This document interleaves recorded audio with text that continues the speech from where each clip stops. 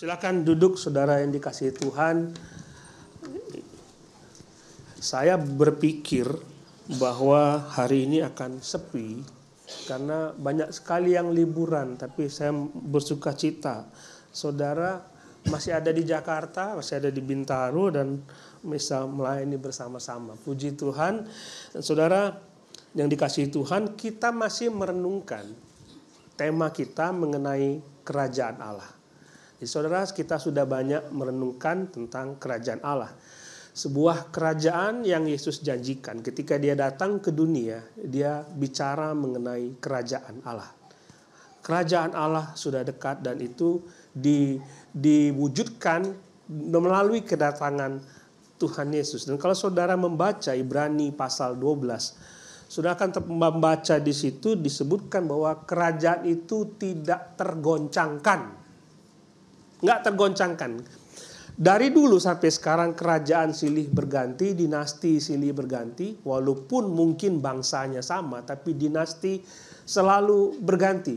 Tapi yang dinamakan dengan kerajaan Allah tidak pernah berubah dan tetap kokoh selama-lamanya. Saudara lihat dari abad pertama sampai sekarang, orang-orang Kristen selalu dianiaya, ditekan, supaya mereka tidak lagi menyebarkan berita Injil, supaya mereka tidak lagi memberitakan Yesus, supaya mungkin kerajaan Allah itu akan mati dan tidak ada lagi. Tapi Tuhan bilang kerajaan itu tidak tergoncangkan. Semakin banyak orang Kristen ditekan, Tuhan memperkuat, memperkokoh kerajaannya. Kerajaan itu sudah ada. Dan Yesus mengatakan sebuah perumpamaan tentang ragi. Dibilang kalau kita buat roti, lalu kita adon tepung, lalu kita taruh ragi di situ, mula-mula kecil. Tapi kalau kita biarkan lama-lama menjadi besar. Dulu, siapa yang bisa melihat kekristenan dengan 12 orang rasul? Nggak ada. Mereka menganggap sepele.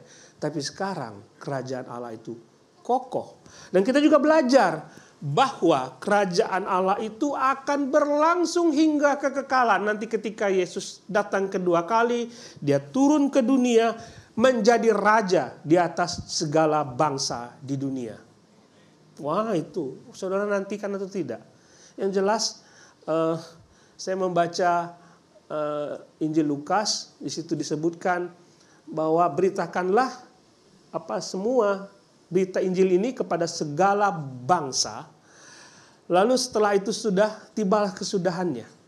Semua Injil akan disampaikan ke setiap suku bangsa. Mereka harus mendengar berita Injil. Nanti setelah tiba kesudahan itu, Yesus datang kedua kali, dia jadi raja. Semua suku bangsa akan menyembah dia.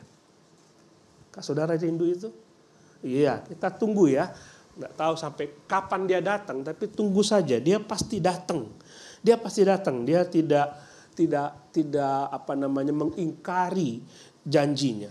Nah, hari ini kita akan melihat, kalau sebelumnya kita sudah melihat apa itu kerajaan Allah dan bagaimana sikap kita terhadap kerajaan Allah, ketika Tuhan mengatakan kamu mesti nabung bersifat kekal. Kita mengumpulkan sesuatu yang bersifat sementara, tapi mendorong kita untuk mencari harta yang bersifat kekal.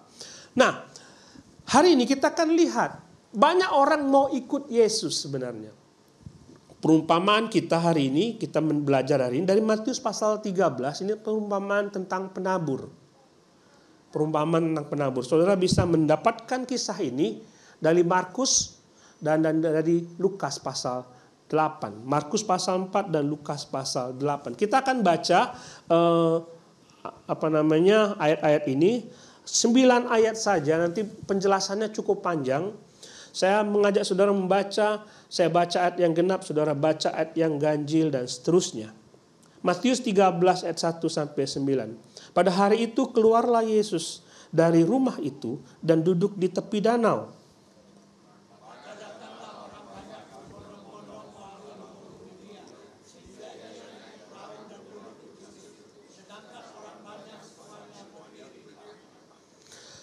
Dan ia mengucapkan banyak hal dalam perumpamaan kepada mereka, katanya, adalah seorang penabur keluar untuk menabur.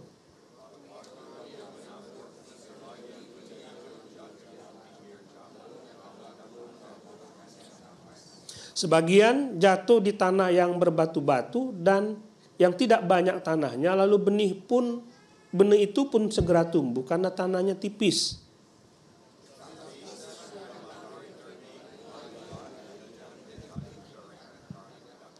Sebagian lagi jatuh di tanah di tengah semak berduri, lalu makin besarlah semak itu dan menghimpitnya sampai mati.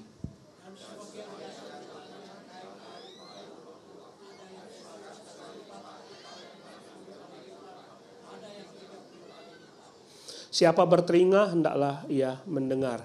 Nah, kalau kita melihat apa yang diceritakan oleh Tuhan Yesus ini, itu terjadi dalam konteks dalam ayat 2. Maka datanglah orang banyak berbondong-bondong lalu mengerumuni dia. Orang ingin dengar Yesus cerita. Senang sekali mereka mendengar Yesus cerita. Mereka ingin bertemu dengan Yesus.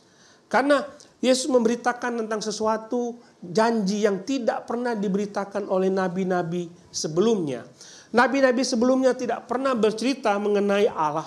Tidak pernah bercerita mengenai kemungkinan kita bisa masuk surga atau tidak. Tapi ketika Yesus datang, dia berkata di dalam Yohanes 14 ayat yang ke-6. Dia berkata, "Akulah jalan, kebenaran, dan hidup. Tidak seorang pun yang datang kepada Bapa kalau tidak melalui aku." Tidak pernah ada orang yang ngomong kayak gitu. Nabi manapun tidak pernah ngomong, "Kalau kamu mau masuk surga, percaya sama aku jalan." Pernah ada ngomong begitu? Nggak pernah ada nabi. Nabi dalam perjanjian lama pun tidak pernah cerita, "Kalau kamu percaya kepadaku, kamu ke surga." Nggak ada. Bahkan Yesus mengatakan dalam Yohanes 3:16, dia berkata, "Karena begitu besar kasih Allah akan dunia ini, sehingga ia telah mengaruniakan anaknya, Yesus, yang tunggal itu, supaya setiap orang yang percaya kepadanya tidak binasa, melainkan beroleh hidup yang kekal." Tidak pernah ada orang janji kayak gitu. Ini hebat ini orang. Karena Yesus menjanjikan kehidupan yang kekal. Tidak, Allah itu bukanlah sesuatu yang tidak punya kuasa sehingga dia tidak bisa memberikan janji kepada saudara hidup yang kekal. Allah bisa berdaulat memberikan hidup yang kekal. Surga milik dia, karena itu dia bisa membuka surga bagi saudara. Itu bukan sesuatu yang susah bagi Tuhan untuk kerjakan. Dan ini diberitahukan kepada orang-orang lain, kepada orang-orang pada masa itu. Karena mereka hidup di dalam ketidakpastian. Aku banyak dosa.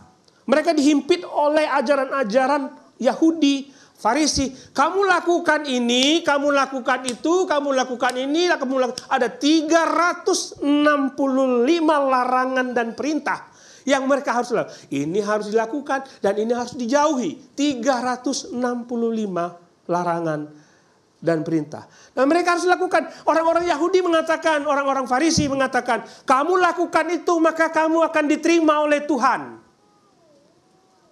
Pusing mereka. Sebanyak itu aturan. Dan yang menjadi persoalan bukan kamu lakukan atau tidak.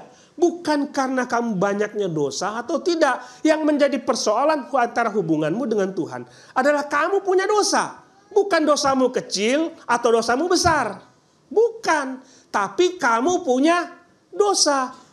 Yang menjadi penghalang antara manusia dengan Tuhan adalah dosa. Pak, dosa saya kecil. Tuhan pasti terima. Kata siapa? Kalau saya punya minuman ini sekecil ini, saya kasih bangkai lalat yang kecil. Air minum ini bersih loh, sebanyak ini dibandingkan dengan lalat yang begitu kecil, kita nggak mau minum. Yang menjadi persoalan bukan banyak lidaknya lalat itu, tapi ada lalat, kita nggak mau minum. Ini persoalan antara hubungan saudara dengan Tuhan. Adalah karena saudara punya dosa, entah itu kecil, entah itu besar. Nah, ketika Yesus datang, dia bilang, aku menghapus dosamu. Orang berpikir, Bagaimana mungkin dosa bisa dihapus? Apa yang mustahil bisa dikerjakan oleh Anda? Tidak ada yang mustahil.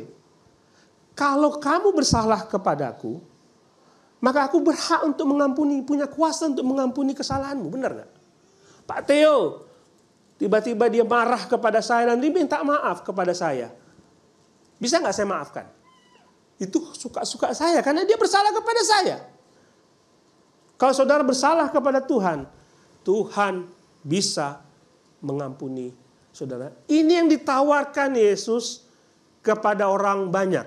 Mereka berbondong-bondong dalam ayat 2 itu untuk dapat mendekati Yesus dan mendengar cerita tentang Yesus. Dan ketika Yesus cerita, Yesus memberikan sebuah perumpamaan yang sungguh luar biasa. Kita tahu tentang perumpamaan ini, semua orang tahu tentang perumpamaan ini. Saudara bisa baca di Markus, saudara bisa baca di Yohanes.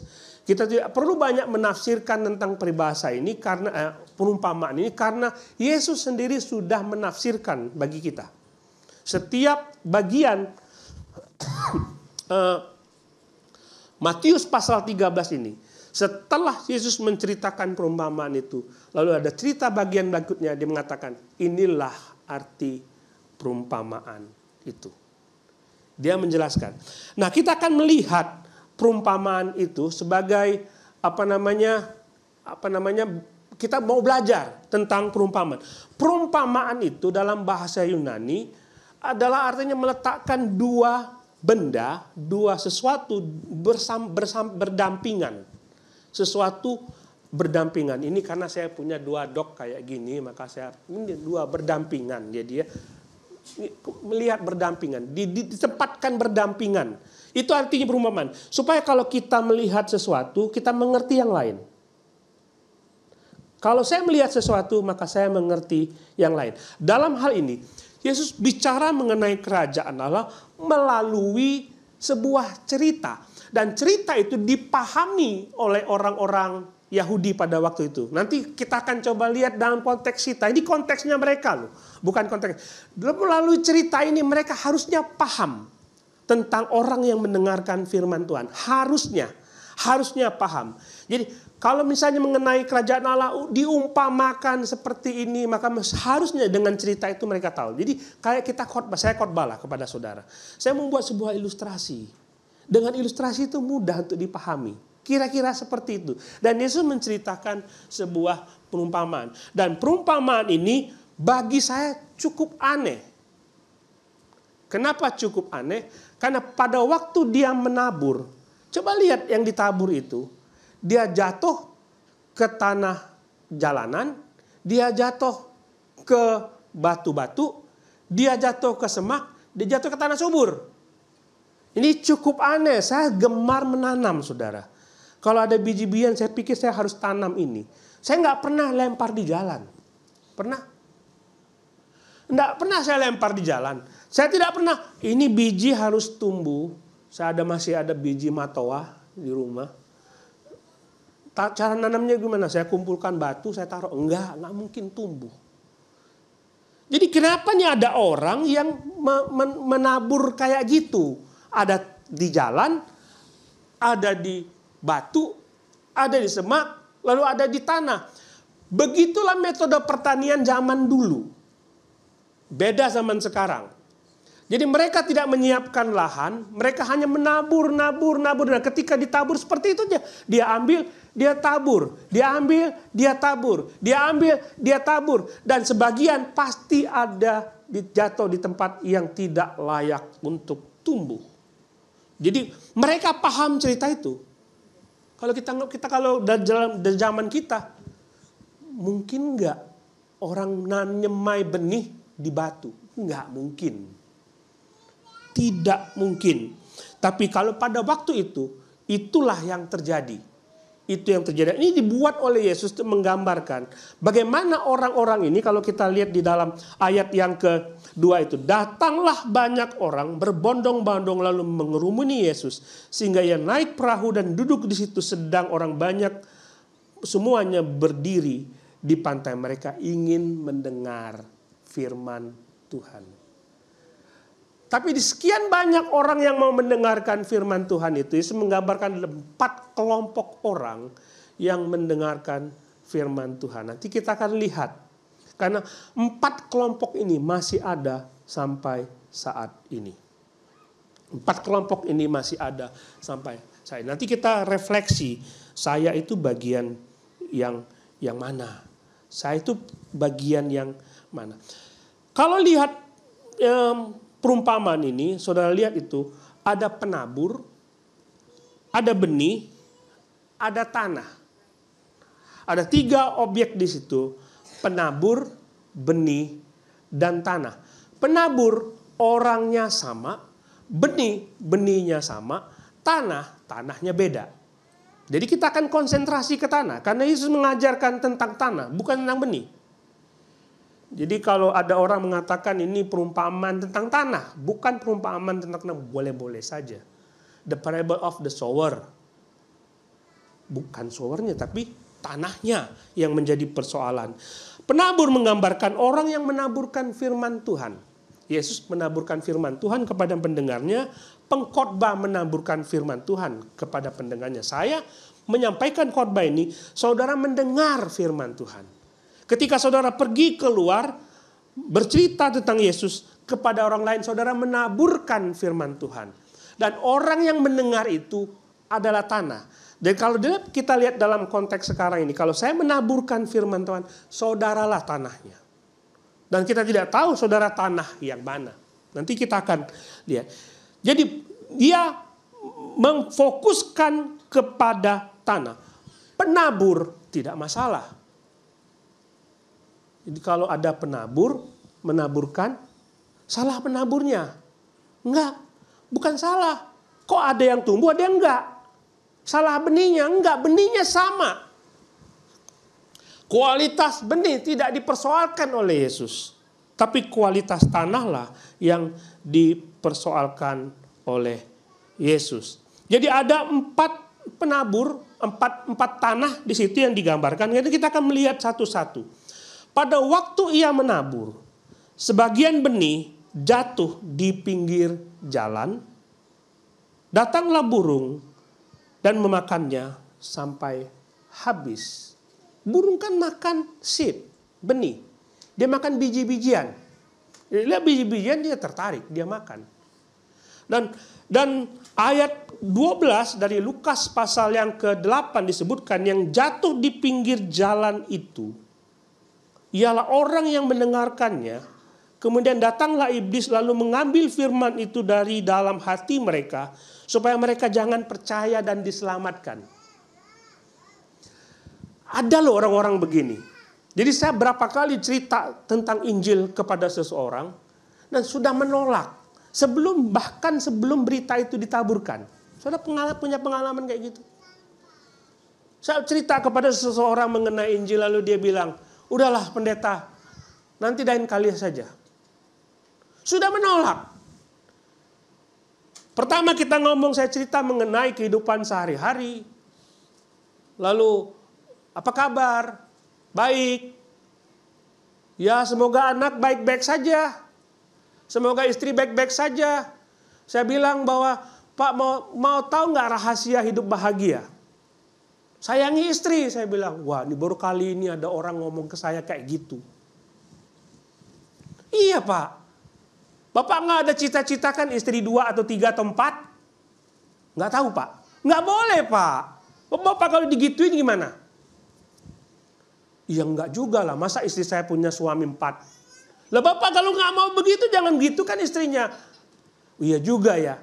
Nah, begitu masuk ke firman Tuhan nggak mau. Sudahlah, Pak, jangan cerita itulah. Yang lain saja. Saya punya keyakinan sendiri dan Bapak punya keyakinan sendiri. Jadi nggak terima. Dia keraskan hatinya untuk tidak menerima firman Tuhan. Ada yang kayak gitu? Ada.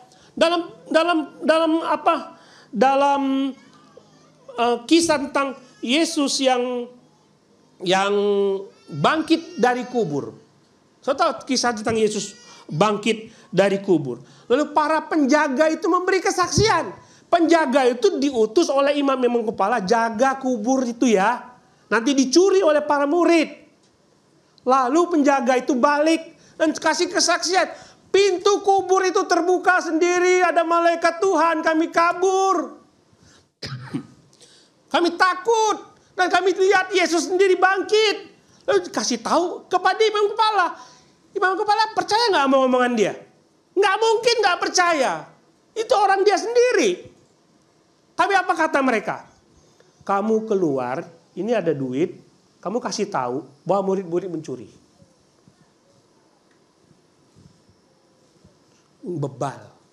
Udah lihat bukti, tapi tidak mau percaya.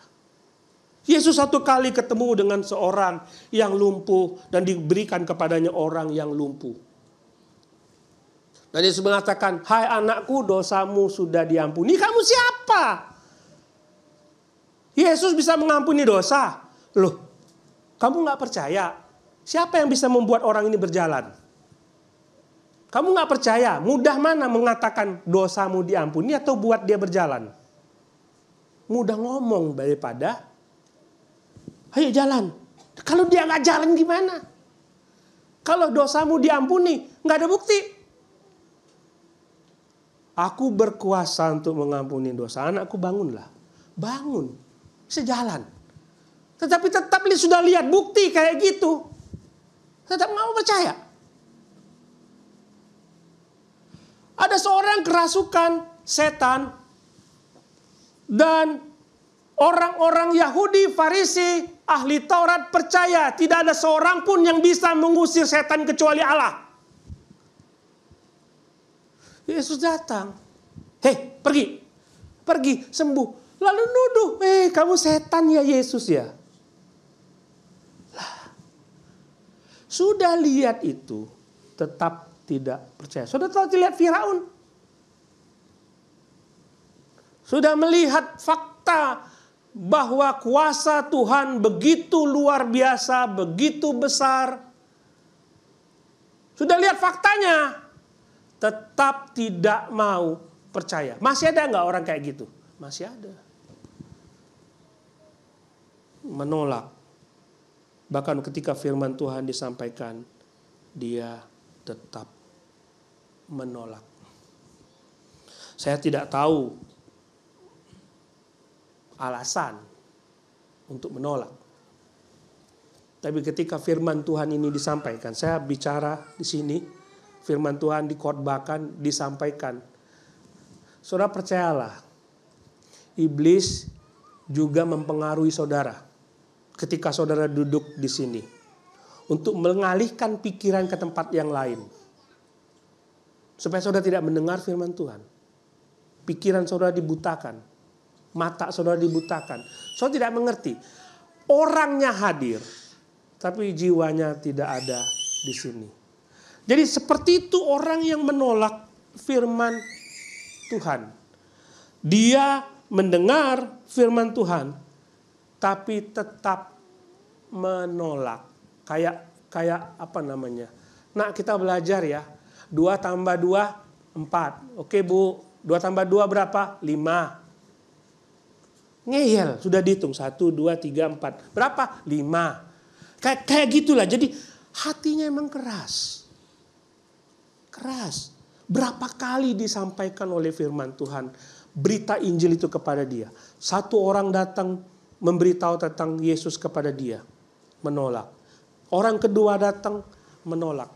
Orang ketiga datang, tetap menolak. Dan selalu menolak. Selalu menolak. Saya tahu lah, dulu ada beberapa orang yang datang ke sini dan ingin tahu tentang Yesus. Berapa kali dia hadir ibadah, tapi tetap menolak. Ada orang yang saya tahu ada persekutuan, kita punya persekutuan, dan ketika itu dia hadir, tapi ketika firman Tuhan disampaikan, dia keluar, nggak mau dengar, tetap menolak.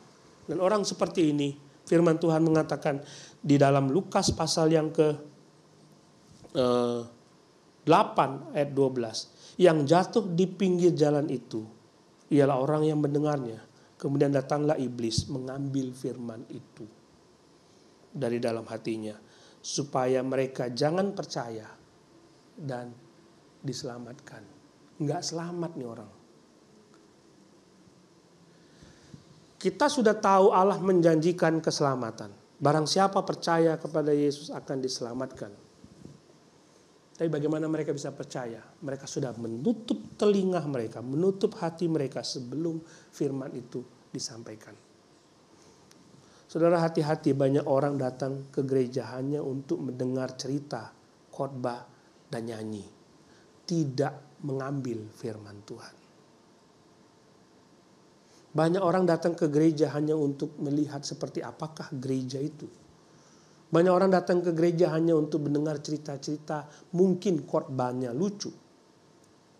Mungkin khotbahnya menarik. Atau ingin memuaskan keinginan telinga. Pendeta itu kalau khotbah bagus, ajarannya bagus, sudah tuh pulang. Nggak ada sama sekali yang nyangkut dalam pikirannya, dalam hatinya. Nggak ada sama sekali. Nggak ada sama sekali. Yang kedua, kita lihat ada tanah berbatu. Sebagian jatuh di tanah yang berbatu, batu yang tidak banyak tanahnya. Lalu benih itu pun segera tumbuh karena tanahnya tipis. Tetapi sesudah matahari terbit layulah ia menjadi kering karena tidak berakar. Kering. Dia dengar firman Tuhan. Ketika orang menyampaikan berita Injil kepada dia, terima, oh ini Injil yang bagus, ajaran yang bagus. Saya belum pernah mendengar ajaran ini. Tertariklah dia untuk datang kepada Tuhan, datang ke gereja, mungkin dibaptiskan.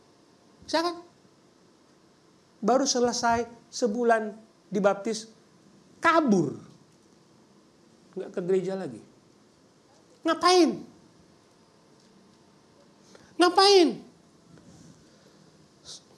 Nggak cukup berakar. Cuma mungkin tertarik saja dengan kekristenan awalnya.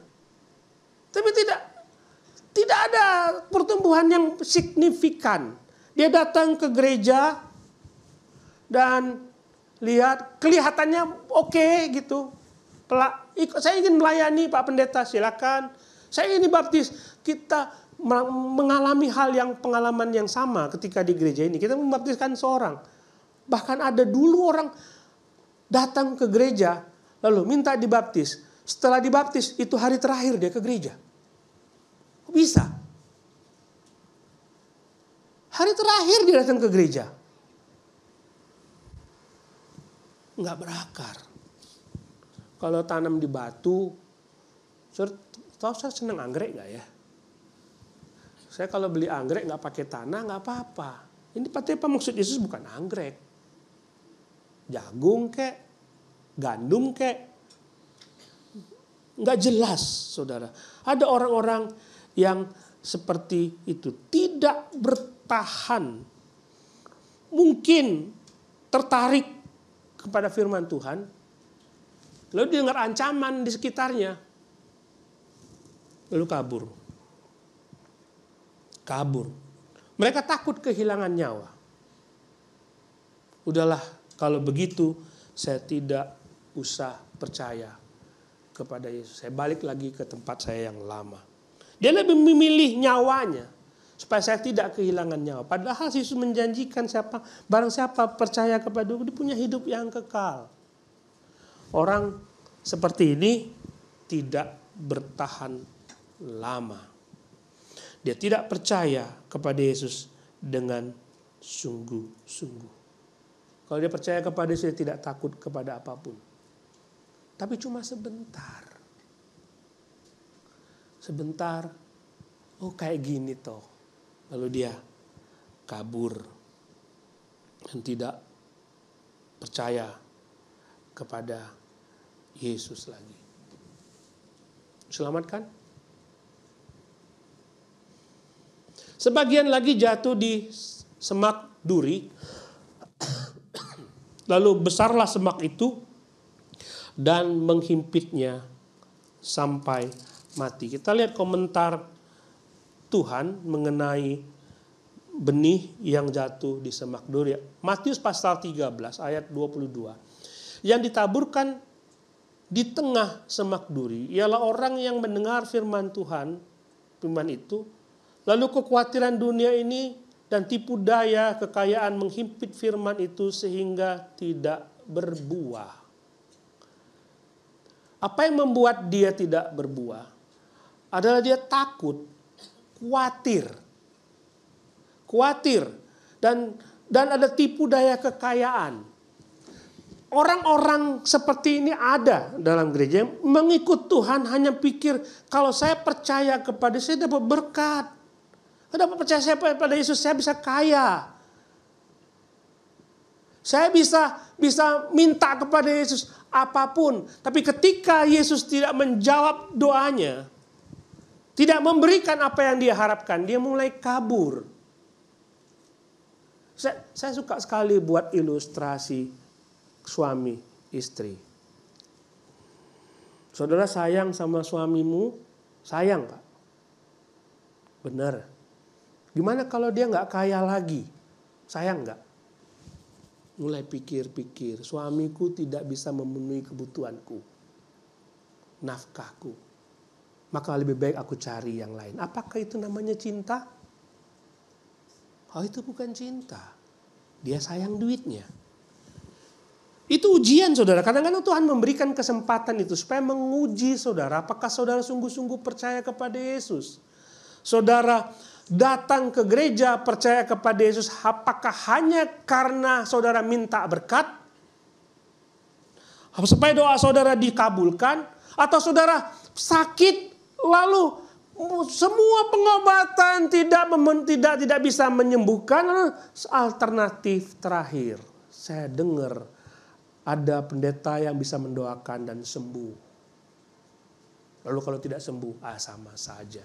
Saudara cari Tuhan atau cari kesembuhan. Kenapa orang ke gereja? Untuk mendengar firman Tuhan? Atau untuk entertain? Saudara pilih khotbahnya atau pilih lagunya? Hebat di gereja itu. Musiknya bagus. Singernya suaranya bagus. Lightingnya bagus. Ruangannya bagus. Khotbahnya nggak bagus. Jadi saya datang cuma untuk dengar itu aja. Nyanyi saja. Ada yang pergi gereja kayak gitu? Ada. Begitu ada cobaan, dia lari dari gereja. Gereja tidak menolong saya. Dia cuma memikirkan dirinya sendiri. Begitu ada kekecewaan, dia kabur. Tidak datang ke gereja. Begitu tersinggung, dia kabur. Dan tidak mau datang ke gereja. Apakah itu yang disebut cinta kepada Yesus? Dia tumbuh, datang ke gereja. Mungkin dia melayani. Dia dengar khotbah. Tapi semuanya berorientasi kepada diri sendiri. Saudara, apakah Tuhan mau saudara punya seperti tanah seperti ini? Apakah orang seperti ini diselamatkan? Nggak bisa lihat. Kalau di gereja itu, kalau saya berdiri di sini, saya melihat saudara, mana iman yang palsu, mana iman yang asli, saya nggak bisa lihat. Saudara lihat teman-teman saudara, mana iman yang palsu, mana iman yang asli, tidak bisa dilihat. Yang tahu saudara sendiri. Makanya Yesus memberikan perumpamaan tentang gandum dan ilalang. Gandum dan ilalang.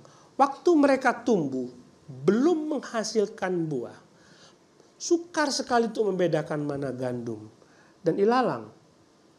Lalu pemilik pekerja di kebun itu mengatakan, baiklah saya cabut itu. Enggak, jangan, nanti yang lain kecabut juga.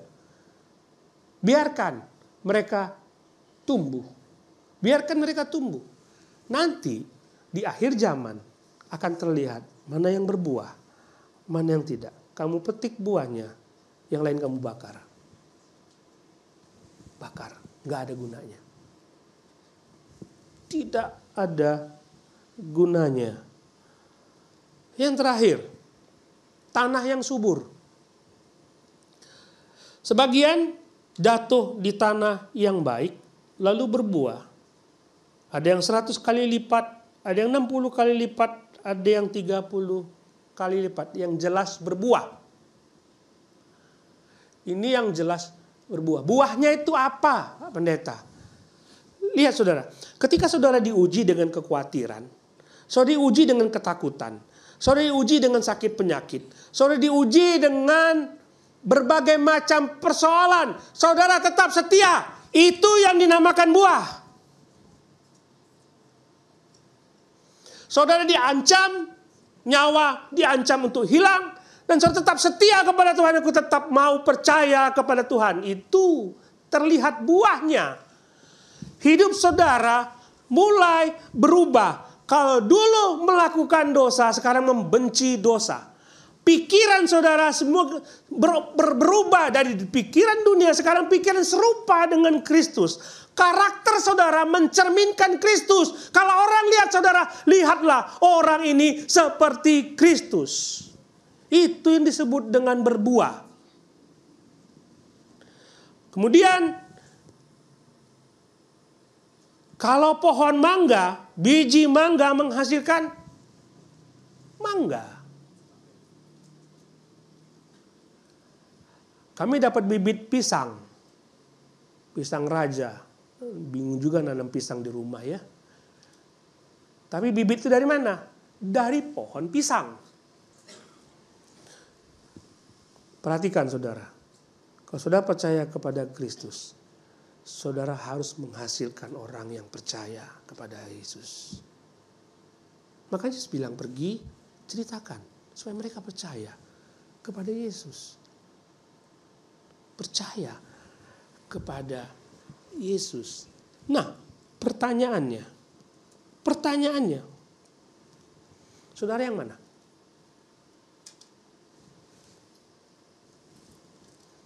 Saudara tanah yang mana? Saya tidak tahu. Saudara nilai sendiri. Apakah selama ini menolak Yesus? Saya sudah mendengar puluhan kali tentang Yesus dan saya tetap menolak Dia. Berkeras hati untuk menolak Dia. Ataukah ada tanah yang berbatu? Tanah yang bersemak atau tanah yang subur? Coba jawab dalam hati saudara. Yesus mau tanah yang mana? Yesus mau saudara tanah yang mana? 1, 2, 3, 4. Saudara mau tanah. Yesus kira-kira mau yang mana?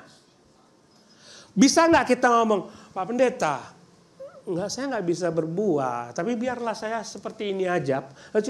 Yesus bilang, ya nggak apa-apa, coba lagi. Apa Tuhan mau seperti ini? Apa Tuhan mau kita seperti di semak duri? Saya menjadi orang Kristen biasa-biasa saja, Pak Pendeta. Ya wajarlah kalau nanti kalau saya dikecewakan, kalau saya dihimpit dengan persoalan Yesus tidak jawab pertentangan saya, nggak apa-apa, saya juga manusiawi, bisa kabur toh.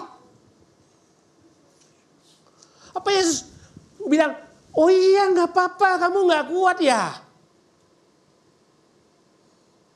Apa kayak gitu Tuhan mau?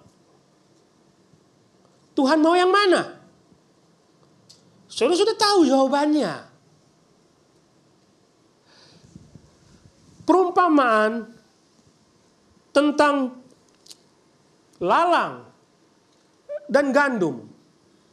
Ketika lalang dan gandum itu masih kecil dan bertumbuh, ada proses bagi dia untuk kelihatan.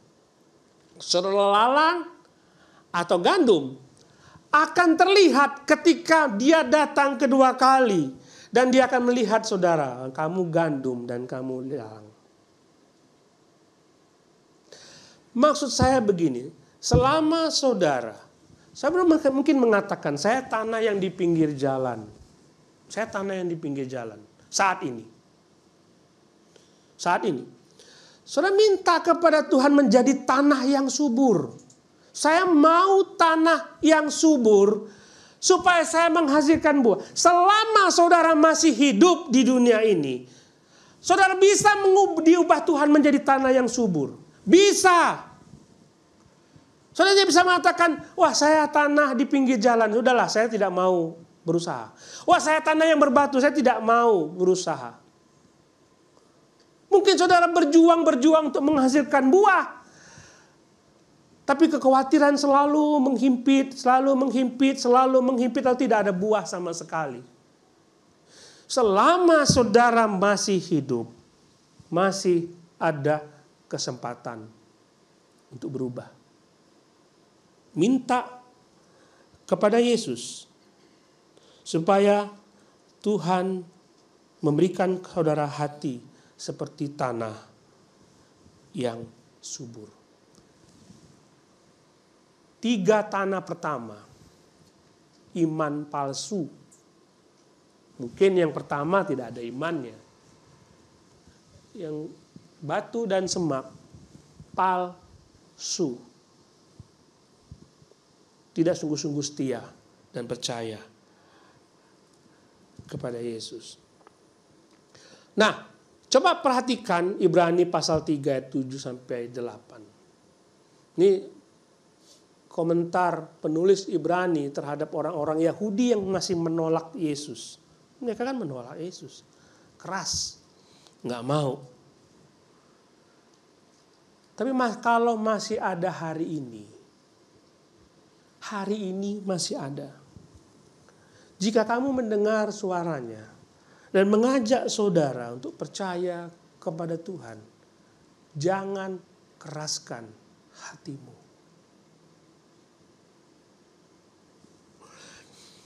Beberapa tahun lalu saya menyampaikan firman Tuhan dan saya mengundang saudara yang belum percaya kepada Yesus untuk maju ke depan dan untuk percaya kepada Yesus. Nggak ada yang maju. Nggak apa-apa. Saya turun. Ketemu dengan seseorang. Saya mau maju, Pak. Tapi kok berat banget. Jangan keraskan hatimu. Kalau Tuhan sekarang sedang berbicara kepadamu, bahwa kamu harus terima Dia sebagai Tuhan dan Juru Selamat. Dan dengan demikian saudara memperoleh surga.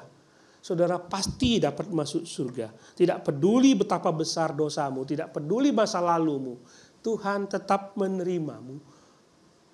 Jangan keraskan hatimu.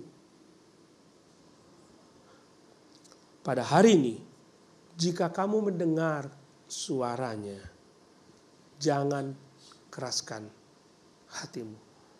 Bagi saudara yang selama ini merasa saya tidak menghasilkan buah. Kadang-kadang saya kabur dari gereja. Saya nggak ke gereja ya karena masalah sepele. Saya tidak mau. Mungkin saudara bertobat. Tanya kepada Tuhan. Bagaimana caranya saya menjadi tanah yang subur. Kalau saya melihat 4 jenis tanah ini, Yesus mengalami 4 jenis orang ini ketika dia memberitakan firman Tuhan. Yesus memberitakan firman, ada yang menolak? Ada. Ada yang terima dia? Ada. Ada yang kabur? Ada. Ada yang setia? Ada 4 jenis orang di mana Yesus memberitakan firman. Tapi Yesus tetap beritakan firman Tuhan itu. Benar? Bagi saudara yang sudah percaya kepada Yesus, tetaplah beritakan firman kepada setiap orang. Karena saudara tidak tahu mereka itu tanah yang batu, jalan, semak, atau tanah yang subur. Sebarkan berita itu, benih itu sebanyak mungkin. Sebanyak mungkin. Saya dulu suka mancing ya. Saya suka mancing dan saya tebarkan 1 pancing, dapat 1 ikan. Kadang-kadang tidak dapat. Teman saya bilang begini, gimana kalau kita tebarkan banyak pancing?